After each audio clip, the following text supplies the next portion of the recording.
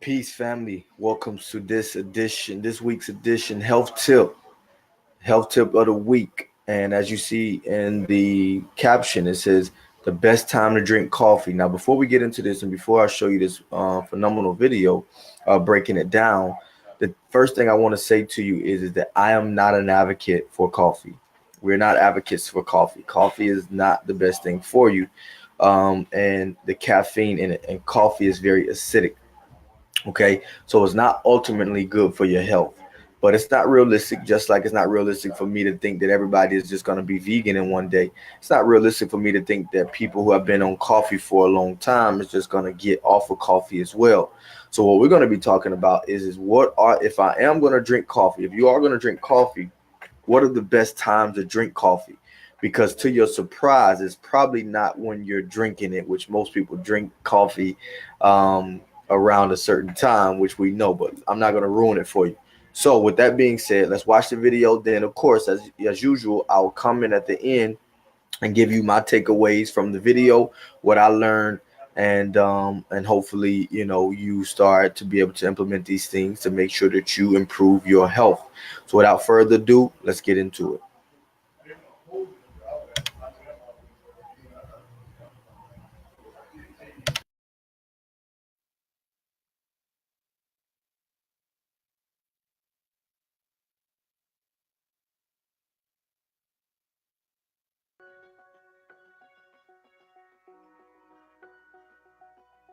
If you are like most Americans, you start making coffee as soon as you wake up. Drinking coffee first thing in the morning helps you be more alert, energized, and even happy. The compound that has this effect on you is caffeine, which inhibits your brain from producing adenosine, a sleep-promoting hormone. Caffeine keeps adenosine from reducing our blood pressure, heart rate, and body temperature, the three main factors that cause drowsiness. However, caffeine isn't the only thing that can help you wake up faster. According to one study, even smelling coffee can be enough to wake you up after a bad night's sleep. There's also one other factor that plays a role in how coffee can affect us: the time we drink it. According to nutritionists, if you want to feel awake and alert in order to perform your daily tasks as well as you can, drinking coffee as soon as you wake up may not be your best option. Why? When you wake up, your body is producing high doses of cortisol, the stress hormone that leaves you feeling anxious. If we drink caffeine during this time, our cortisol levels will increase even more. So if you are an especially anxious person, this can be very harmful. The best thing to do is to wait for your cortisol levels to go down before you drink your morning coffee. If you don't, both your caffeine and cortisol levels will drop a few hours later, leaving you feeling even more tired than you normally would. If you're already set in your routine and can't make it through the morning without coffee, try drinking it 2 to 3 hours after you wake up. However, make this change little by little. If you're already used to drinking coffee first thing in the morning and then make a sudden transition, you may experience headaches or unwanted tiredness. Remember that the best way to feel alert when you wake up is to get a good night's sleep. Try not to drink more than 4 cups of coffee a day, and don't have any less than 6 hours before you go to sleep. If you like the video, give it a thumbs up and share it with your friends. For more recipes and tips, subscribe to the channel.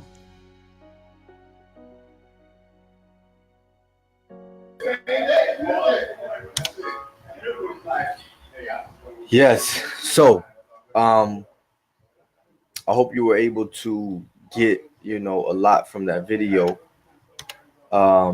We really, really, really, found this interesting because I'm not a coffee drinker. I didn't know this information when I first came across. A lot of times when I come across information, I've heard something before, or something like that about the topic. But this particular topic, I didn't know much about. So when I came across it, I said, "Oh man, we got to make a video. I got to get it to you." So here's some of the things I learned. Number one, coffee or caffeine inhibits your brain from producing, okay, a sleep promoting hormone, okay, which is adenosine. Coffee inhibits your brain from producing adenosine, a sleep promoting hormone. I actually learned this about a week ago. In fact, from one of my clients who came and taught me this, and I just happened to run across a video a week later Mr. Mark Baker, and he told me this, one of my clients. So he actually broke this down to me. So he put me on game before. Next thing is caffeine keeps adenosine from reducing our blood pressure, heart rate, and body temperature. Okay, the three main factors that cause drowsiness. Okay, so if you're somebody with low energy, I wouldn't be really drinking. It's weird, I know. It's like sugar. It's like okay, we know sugar give you energy, right? Or like a kid energy, right? But then you drink sugar to get in, or you take sugar to give you energy. But the issue is that we know you're gonna crash. It's like an energy drink. So caffeine kind of works in the same way. Is it may give you some energy, but the what it's doing to you long term, and even when I say long term, I mean even just throughout a day, is not necessarily the best thing. So caffeine keeps adenosine from reducing our blood pressure. If you got high blood pressure, you should not be drinking coffee. Period. If you have high blood pressure, you should not be drinking coffee. Um, if you have irregular heart rate and you have a problem with your heart, you should not be drinking coffee. And if you're sick, you should not be drinking coffee because it messes up your body temperature. Okay. All right. Next thing is drinking coffee when you first wake up increases your cortisol levels. And cortisol is a hormone that's responsible that basically, have you feeling anxious. So if you have anxiety, I would not be drinking coffee. It's my advice to you. Okay. Next thing is try to drink at least 2 to 3 hours. So if you are going to drink coffee, the best time to drink it is 2 to 3 hours after you wake up. Not like you get up at 6 and then you having coffee. It's your routine to have it at 6:30. So you may have to drink coffee when you get to work, which is around 9, right? If you're waking up at 6, 2 to 3 hours after, it helps. It's better for you than taking it as soon as you wake up because of that cortisol, messing with your increasing your cortisol levels, which is not good. Okay. Uh, and I love what the video ended with, which was if you want to have, feel good in the morning, it's all going to be based upon getting a good night's rest. It's not rocket science. So I think what a lot of us is trying to do is go to sleep at 12, wake up at 4, and then now we got to have coffee to get us up. Well, not necessarily. If we can just make sure that you go to sleep at 9 and wake up at 4, you're going to feel much better than waking up at, going to sleep at 12, waking up at 4 and trying to drink some coffee. So that is our health tip of the week. Again, I'm not a big advocate of coffee, but if you're going to do it, then here are some tips.